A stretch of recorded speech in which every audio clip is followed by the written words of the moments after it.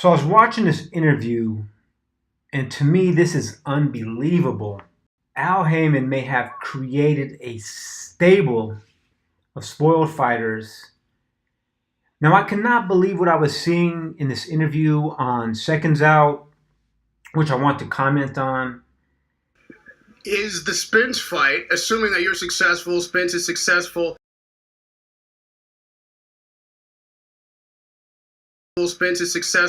something that you feel like you can make happen? That might be a kind of a fast track to where you want to be. I think that's a great fight for me. He likes to fight. I like to fight. Like I said before, I fight anybody. If his name comes across, and they want Danny Garcia and Spence to fight, then we fight. How do you see that matchup? I think it's a great fight. I like the fight for me.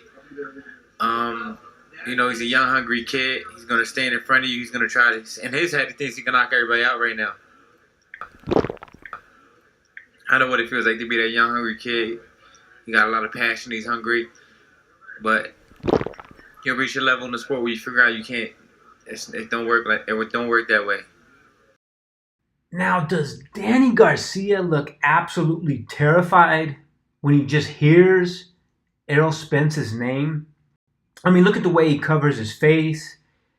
Then he starts breathing very heavily. He takes huge gulps. Whenever Spence's name comes up, and this is consistent over various other interviews. I just chose this one.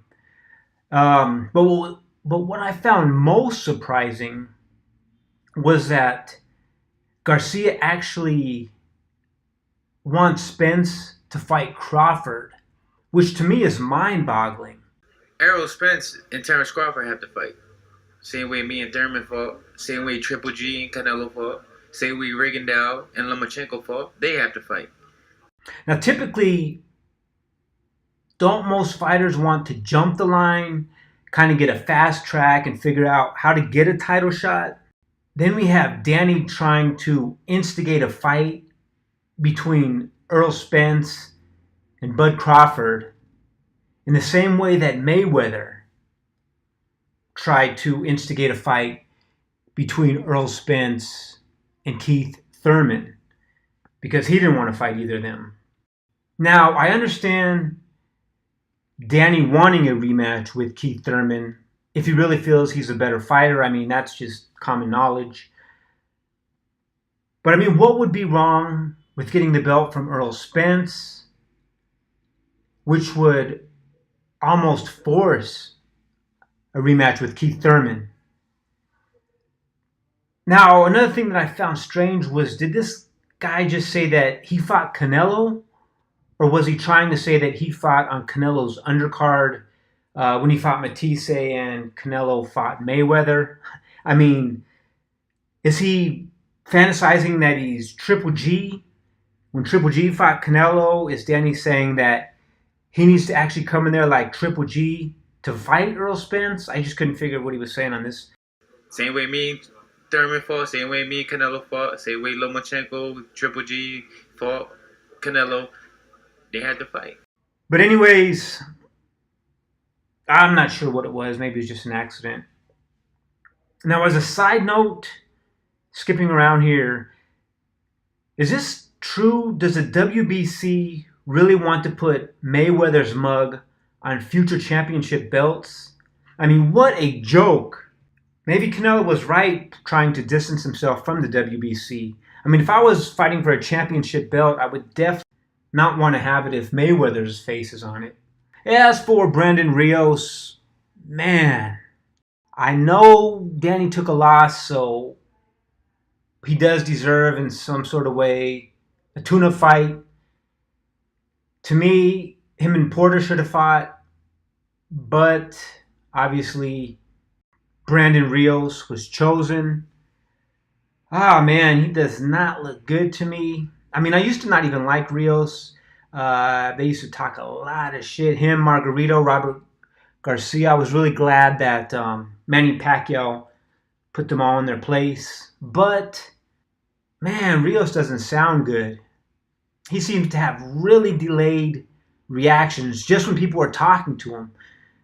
So I truly don't know how he's going to respond when he's having shots fired at him.